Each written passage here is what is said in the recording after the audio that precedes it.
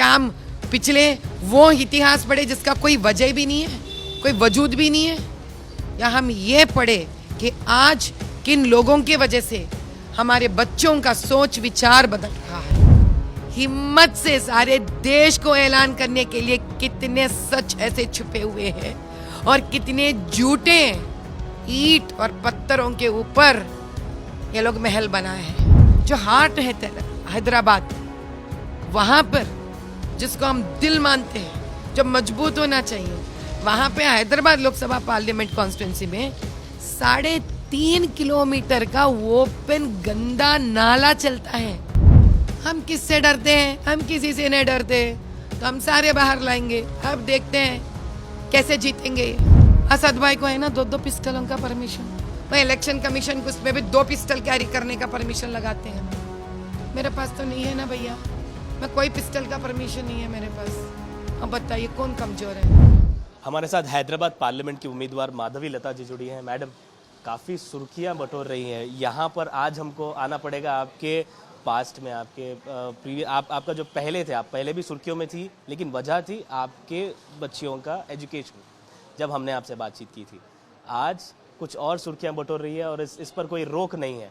तो यहाँ का जो सफ़र रहा है, इस पर आप बताइए, कहाँ से ये शुरू हुआ, कैसे यहाँ तक पहुँची और आगे क्या आपका एक्शन प्लान है? जी भैया, अगर आप मेरे बच्चों के बारे में जानना चाहते हैं तो मैं अपने बच्चों को हाँ स्कूल में डालने की बहुत प्रयत्न की थी, लेकिन मुझे लगा कि यहाँ का एजुकेशन व्यवस्था जो है, खास कर यहाँ तेलंगाना का जो एजुकेशन व्यवस्था है, मुझे कहीं भी नहीं लगा कि बच्चे 10-11 साल स्कूल जाए, अंत में वो 10th क्लास का पुस्तक पढ़े जिसका कोई फ़ायदा नहीं है। जो मैं आज और अच्छी तरह से समझती हूँ कि मैंने सही किया है। मैं इसको छोटी सी आपको एक उपमान देती हूँ, एग्जाम्पल देती हूँ।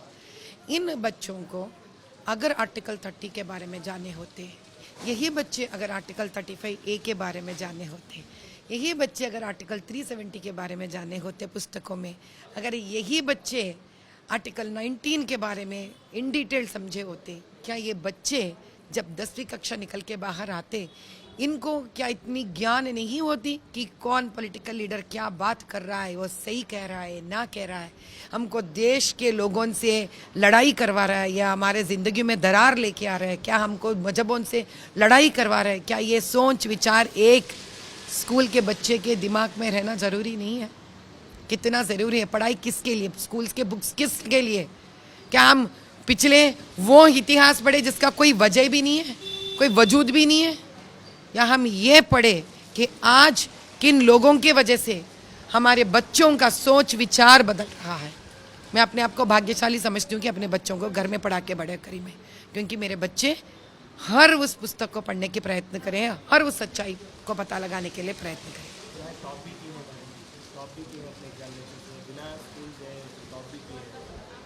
हाँ जी, क्योंकि उनको इंसान बनने का मैं रास्ता दिखाई, उनको सबको प्यार करने की रास्ता दिखाई, उनको इंसान को मजहब के आईने से ना देखने का मैंने तजुर्बा दी उनको और पढ़ाई दी है।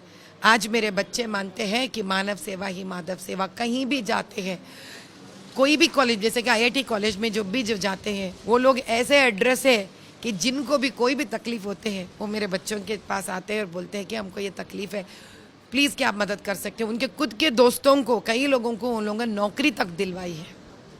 मैडम, अगर हम बात करें तेलंगाना के लोगों की, खास करके महिलाओं की, तेलंगाना सारा पूरा राज्य एक तरफ, हैदराबाद की महिलाएं, हैदराबाद की जनता एक तरफ है, इनका एक व्यवहार ही अलग होता है। इस हैदराबाद के ओल्ड सिटी से, पुराने शहर से आप उभर के आई हैं, इतने समय तक आप कहाँ थी? अभी इस तरीके का जो उबाल आ रहा है, इस तरीके की अपॉर्चुनिटी आपको मिल रही है, इसको कैसे देखती है? क्या ये पहले मिलना चाहिए था या अभी जो मिला है सही वक्त है यहाँ? मैं 25 साल हैदराबाद लोकसभा पार्लियामेंट के याकुतपुरा असेंबली से संतोष नगर में पल बढ़ के बड़ी हुई हूँ मैं 25 साल। मेरे पिताजी वहीं पे कंचन बाग में MES में काम करते थे, एक स्टोर्स इंचार्ज की तरह, और हम एक छोटे से EWS जो इकोनॉमिक वीकर सेक्शन कहते हैं, उस घर में मैंने 25 साल पल के बड़ी हुई सी हूँ। तो मुझे हर उस किस्से से वाकिफ़ हूँ मैं, हर उस कहानी में जानती हूँ, हर उस दंगा फसाद के बारे में मैं जानती हूँ। हाँ, 25 साल के बाद मेरे शादी हो गई है और मैं ससुराल गई हूँ, मेरे अपने बच्चे, फैमिली।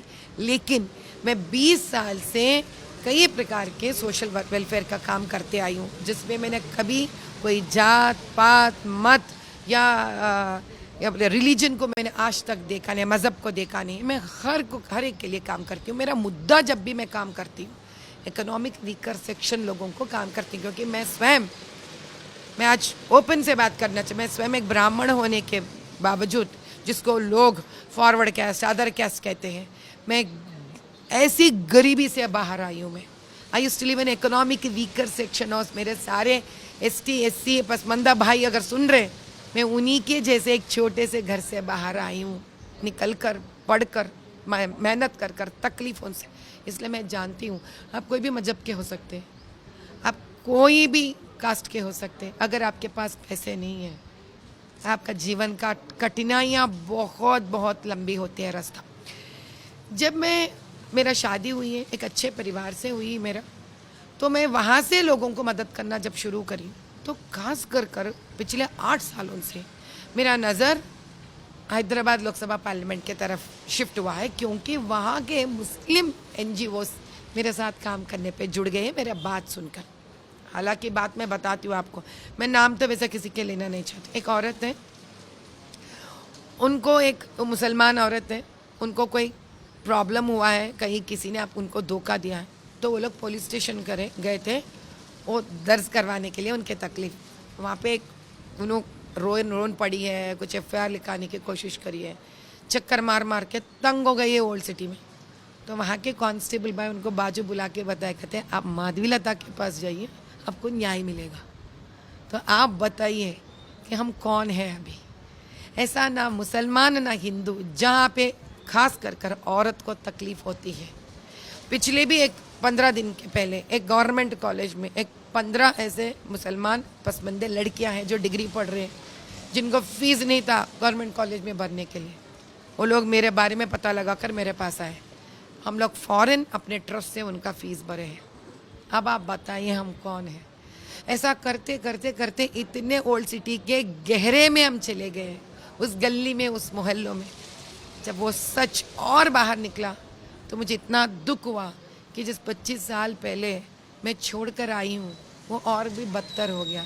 रिक्शा चलाने वाला अभी भी रिक्शा चला रहा है, 7वीं पढ़े सो बच्चे अभी 10वीं पढ़ रहे हैं। और जिस चंद लड़कियाँ जिनका नाम अभी जिनको मैं कह रही हूँ कोई डिग्री करना चाह रहे, बहुत ही मुश्किल से, यानी कि आप समझिए 13 लाख वोटर्स, जिनको मुसलमान वोटर्स हम कहते हैं, फेक सब मिलाकर, उनके घर परिवारों में से ऐसा ज़्यादा से ज़्यादा आपको 1 या 2% के लड़कियां मिलती हैं जो पढ़ाई लिखाई करते हैं। यानी हालांकि पूरे भारत देश में मोदी भाई का योजनाओं से 15% की बढ़ोतरी हुई है पसमंदा मुसलमान लड़कियों की पढ़ाई में, लेकिन एकमात्र हैदराबाद ओल्ड सिटी कॉन्स्टिट्यूंसी में बढ़ोतरी नहीं हुई है और घटता जा रहा है। अब बताइए इसका क्या कारण हो सकता है? अभी उम्मीदवार चुनी गई हैं, लेकिन पहले से आप अपना सोशल वेलफेयर काम कर रही है, समाज सेवा कर रही हैं। खास करके हैदराबाद पार्लियामेंट क्षेत्र ही क्यों रहा पहले से? आप इसको कैसे डिफरेंशिएट करेंगे, कैसे अलग करेंगे दूसरे शहर से, दूसरे इलाकों से जो तेलंगाना यहाँ? वो मेरा मायका है। अभी कौन लड़की अपने मायके को काम करना नहीं पसंद करेगी? मेरा सोच विचार तो ये, जब हम शादी करके निकल जाते हैं तो तब ज़्यादा प्यार आता है मायके के ऊपर, माँ बाप के ऊपर, भाई बहनों के ऊपर। वैसे ही जब मैं इसके बारे में सोशल सर्विसेज 20 साल से करते आई हूँ, खास कर जब मुझे याकुतपुरा या अपने ओल्ड सिटी के अलग अलग असेंबली कॉन्स्टिट्यूंसी से काम करने का मौका मिला, तब जाके मुझे और दुख लगा कि अरे जब आप कोई इलाके को या कोई कॉन्स्टिट्यूंसी को छोड़ के आते हो, जब सारे कॉन्स्टिट्यूंसीज उसके आजू बाजू के तरक्की करके निकल गई, कहीं आर पार करके निकल गए, ये तो और पीछे चले गया। अब आप कैसा तुलना करोगे? आप समझिए, in the heart of old city, पूरा अभी तेलंगाना के जो हार्ट है हैदराबाद, वहाँ पर जिसको हम दिल मानते हैं, जो मजबूत होना चाहिए, वहाँ पे हैदराबाद लोकसभा पार्लियामेंट कॉन्स्टिट्यूंसी में 3.5 किलोमीटर का ओपन गंदा नाला चलता है, जहाँ के आजू बाजू इतना गलीज कचड़ा फेंका जाता है। आप बताइए कि क्या करें उस प्रकार के जीवन और जिंदगियों के लिए। आप कभी भी मेरे कॉन्स्टिट्यूंसी के मेरे फिरने का कैंपेनिंग का देखिए, कई बार मैं कर्चीफ ऐसा लगा के मुझे वहीं पर जाना पड़ता है, और जब भी मैं कर्चीफ लगाती हूँ मुझे इतना दुख और दर्द होता है। वहाँ तो लोग आदत तो हो गए ना रहना। अब बताइए क्या वो जिंदगियाँ हैं? क्या वो इंसान का हक नहीं बनता इस देश में एक अच्छा साफ सुथरा एक इज्जतदार जीवन जीने के लिए? और अभी तो बताइए आप, मैं, ऐसा कितने लोग हैं जो शान से इलेक्ट्रिसिटी बिल भरते हैं। क्या आप ये फ्रीबीज यानी ये मुफ्त में आप लोगों को, मुसलमान भाइयों को आप दिखाते हो कि आपका इलेक्ट्रिकल बिल मैं निकलवा दूंगा, पे करने की जरूरत नहीं है। ओपन आप जीडीपी को कम करने की बात करते हो, आप बोलते हो मैं नल का बिल फ्री करवा दूंगा। ये हैसियत देना है आप मुसलमान भाई बहनों को, पसमंदा भाई बहनों को, कि कम से कम 500 रुपए की इलेक्ट्रिकल बिल पे करने की हैसियत में भी नहीं आना वो लोग, और गरीब हो जाना, और गरीब कि पीने के पानी के तक पैसे नहीं दे सकते। ये देना चाह रहे हैं आप? ये है आपके तरफ से तोहफा उन लोगों को रमजान के टाइम पे? भाई अगर आपको बोलना है तो ये बोलो कि आपको उस लेवल पे लेके जाऊंगा जिंदगी में, इतना पढ़ाई दूंगा, मदरसों में पढ़ाई दूंगा, मैं आपको नौकरी लगवा दूंगा, मैं प्रधानमंत्री का योजना आपके तक लेके आऊंगा, प्रधानमंत्री जी का मुद्रा योजना आपके तक लेके आऊंगा, विश्वकर्मा योजना आप तक लेके आऊंगा, हर गरीब पसमंदा औरतों को मिनिमम 50,000 का लोन दिलवाऊंगा मैं, आपका खुद का व्यापार का एस्टैब्लिश करवाऊंगा मैं। ये कहना चाहिए ना उनको। लड़कियों को पढ़ने के लिए मदद करवाऊंगा। हाँ, हर मुसलमान लड़की जो हिजाब पहनना चाहती है मैं उनको मदरसे में पढ़ाई दूंगा आर्टिकल 30 के तहत, क्योंकि आर्टिकल 30 के तहत आप मदरसा में इंग्लिश एजुकेशन दे सकते हैं आप, जहाँ पे हिजाब पहन सकती है लड़की, क्योंकि हिजाब पहनना उनका हक है। आप जहाँ हक है वहाँ मत दीजिए। क्यों? अब वक्फ बोर्ड के पैसे हड़प ले रहे ना, तो पैसे कहाँ से आएंगे मदरसों को ऊपर उठाने के लिए? तो क्या करेंगे आप? भड़काएंगे, लड़कियों को भड़काएंगे आप। क्या कर जाकर जनरल स्कूल्स में आप दाखिला ले लो। कौन से जनरल स्कूल्स है वो? जो हिंदू एस्टैब्लिश करते हैं। क्या है दिक्कत वहाँ पे? वो हिंदू स्कूल्स में किसी को भी मजहब के बारे में बात नहीं करना है, हिंदू को भी बात नहीं करना है, इसलिए हम वहाँ पे भगवद गीता तक नहीं पढ़ा सकते। जिन मदरसों में आप कुरान पढ़ा सकते हैं, आप उसका फ़ायदा उठाना चाहिए ना। हम समझते हैं ना लड़की की सेंसिटिविटी, वो बुर्का पहनकर या ये जो भी है उनका रीति रिवाज, वो जाकर वही पहनकर उन वहाँ पे जाकर इंग्लिश मीडियम में भी पढ़ सकती है, जहाँ पे कॉन्स्टिट्यूशन राज्यांग आपको एक हक दिया है माइनॉरिटीज़ को।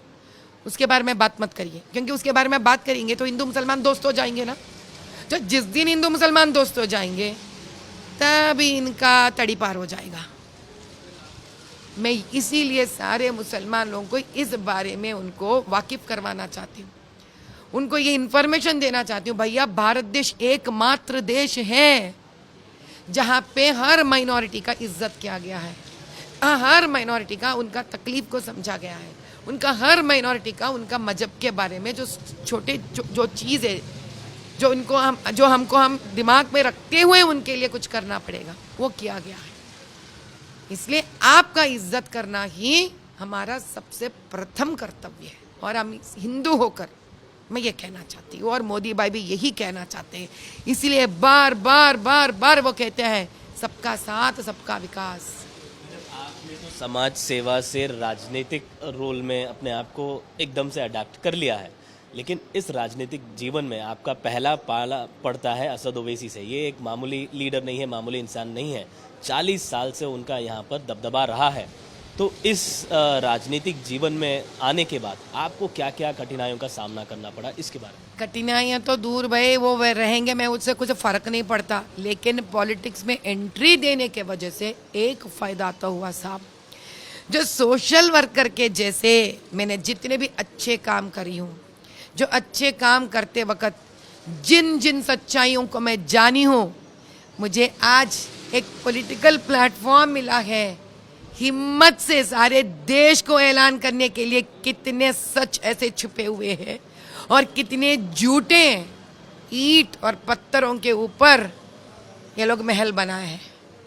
अगर मैं एक छोटे सोशल वर्कर के जैसा जाऊंगी तो गलीलों में जाऊंगी, पसमंद औरतों को रेशन बांटते जाऊंगी, 1008 उनको फ्री डिलीवरी का अनाउंस करते जाऊंगी, उनको मदद करते करते करते करते करते कब उनको सही मायने में उनको हक दिलवाऊंगी भाई।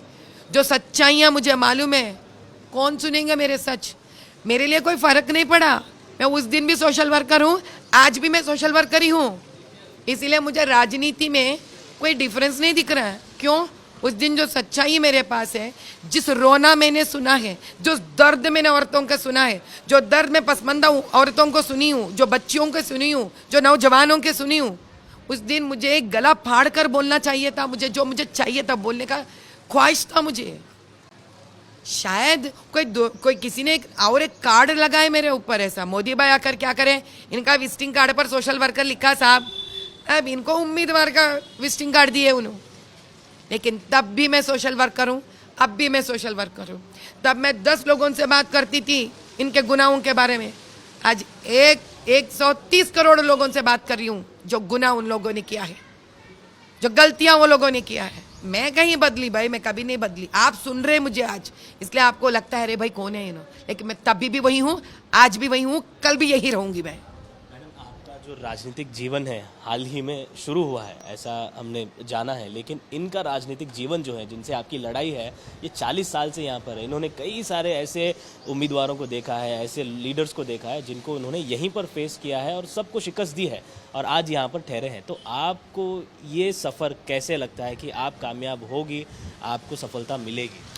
इनकी गढ़ कालेश्वरम प्रोजेक्ट का जैसा है भाई। इनकी गढ़ कैसा है? कालेश्वरम प्रोजेक्ट का जैसा है। जिस गढ़ आप झूठ के ऊपर बनाए, जिस गढ़ की बुनियाद झूठ पे है, धोखे पे है, जैसे बीआरएस गवर्नमेंट में केसीआर भाई ने बनाया ना कालेश्वरम पानी का प्रोजेक्ट, जो ऐसा दरार रहा है ना, टूट रहा है ना, वैसे ही इस गढ़ टूटने का वक्त आ गया है। क्यों? इसको तोड़ने वाला शस्त्र एक ही है और वो है इनका जो झूठा बुनियाद को बाहर लाएंगे। सच, इन जो सच्चाई ये लोग आज तक दबा के रखे हैं, उसको हम बाहर लाएंगे और ला रहे हैं, लाते ही रहेंगे। ये कोई बड़ी जंग नहीं है भाई। आज तक किसी ने हिम्मत नहीं करी, जिसने भी हिम्मत करी है, बेचारे वो लोग सलाखों के पीछे चले गए, या पत्थर खाए, या रोक दिए इनके ऊपर लोगों को भी जाए मारने के लिए, या धमकी दिए। हम किससे डरते हैं? हम किसी से नहीं डरते, तो हम सारे बाहर लाएंगे। अब देखते हैं कैसे जीतेंगे ये। आपको Y+ सिक्योरिटी दी गई है इस कैंपेन के दौरान, ऐसा क्यों? अचानक से आपका जो राजनीतिक जीवन है एकदम से स्पाइक कर गया, एकदम से ऊंचा उड़ता जा रहा है, तो इस सिक्योरिटी को, इस तरीके के मेजर को आप कैसे दें? हाँ भैया, आप सुनिए। इसके पहले हम सोशल वर्कर के जैसा काम करते जा रहे थे। हम कौन हैं, कहाँ से हैं, क्या सोशल वर्क कर रहे हैं, असद जी को नहीं मालूम, अकबर जी को भी नहीं मालूम। अब जब समझ में आ गया, मोदी जी मेरे को उम्मीदवार बनाकर क्या करें, असद जी के सामने ठहरा दिए। और हम हैं जो चुपने बैठते हैं, हमें जो सच्चाई बाहर निकालते हैं। तब असद जी थोड़ी चुप बैठेंगे, अकबर जी चुप बैठेंगे, जो चुटकी बांध सकते हैं पूरे देश के हिंदुओं को मार डालने के लिए। 15 मिनट दे दो पुलिस को, बाजू हटाओ, तो मुझे छोड़ेंगे? सारे देश के हिंदू को जो नहीं छोड़ेंगे, मुझे छोड़ेंगे? नहीं छोड़ेंगे ना। तो क्यों लगाए मुझे? लड़ने के लिए लगाए, मरने के लिए लगाए? लड़ने के लिए है ना। मैं तो मर जाऊंगी वैसे भी, जरूरत पड़ा सब हिंदू भाइयों कर मुस्लिम भाइयों के लिए मैं मर जाऊंगी।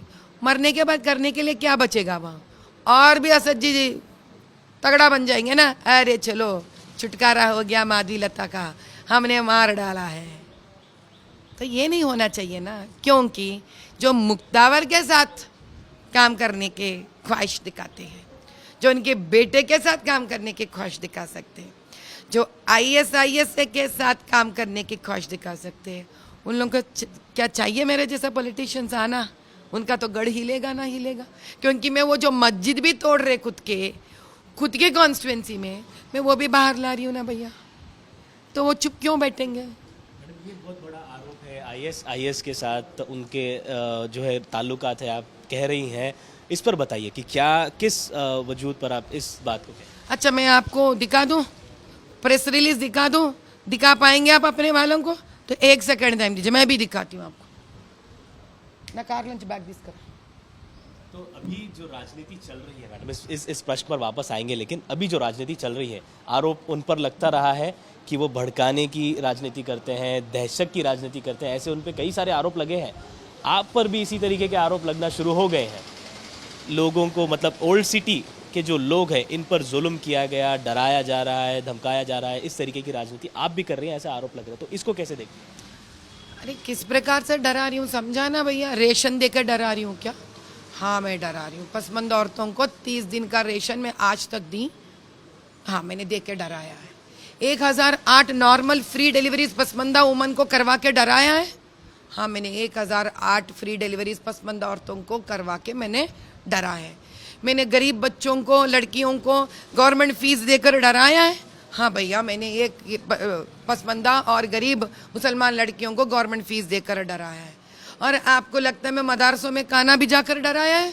हाँ भैया, मैंने मदरसों में खाना भी जाकर डराया। आपको लगता है अनाथ आश्रम मुसलमान बच्चों को, शिया बच्चों को मैं फ्री मेडिकल कैंप देकर फ्री मेडिसिन देकर डराया है? हाँ भैया, मैंने वैसे डराया है। हाँ भैया, मैंने सारे काम करा के डराया है। अब बताइए।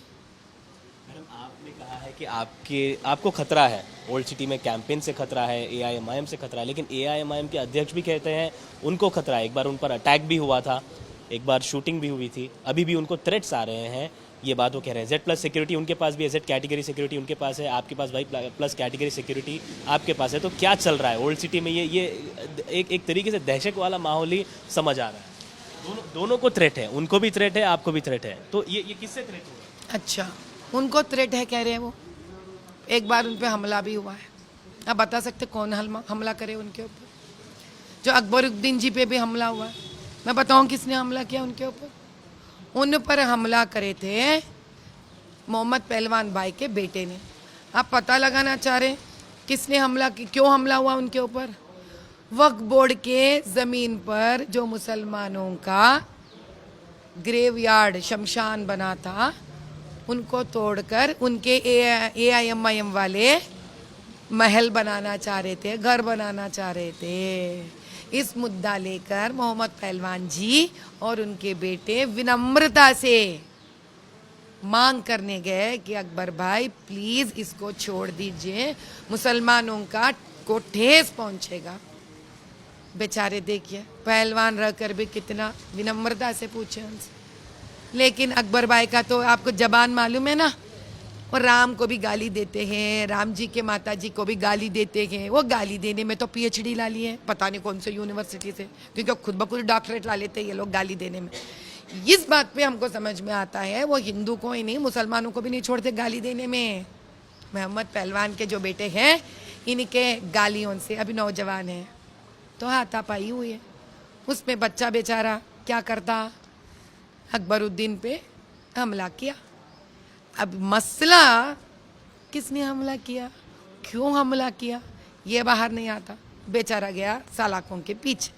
किस लिए? खुद मुसलमानों के कौम के लिए, वक्फ बोर्ड के लैंड के लिए, शमशानों को हड़प करने के लिए, धरना करने के लिए, पूछने के लिए बेचारा पीछे गया। अब थ्रेट तो हो गया ही होगी। अब ये देखिए ये मैं बनाई ये कहानी साहब, मुझे इतना हैसियत और इतनी शक्ति है मुझ में कहानी बनाने के लिए। मैं तो बहुत छोटी हूँ साहब, आप ही बताएं ना, नए नए मैं पॉलिटिक्स में आई हूँ, तो जिनके ताल्लुकात ऐसे लोगों से है, बताइए कौन डरना चाहिए? मैं सीधी सादी एक स्त्री जिसका कोई पॉलिटिकल बैकग्राउंड नहीं, अब बताइए कौन किससे डरना चाहिए? मैं क्या करेंगे साहब, ज़्यादा से ज़्यादा रेशन का थैली उठा के जाऊंगी। आप कभी, अच्छा क्या मुझे कोई पिस्तलों का परमिशन है? असद भाई को है ना 2-2 पिस्तलों का परमिशन। वो इलेक्शन कमीशन को उसमें भी 2 पिस्टल कैरी करने का परमिशन लगाते हैं ना।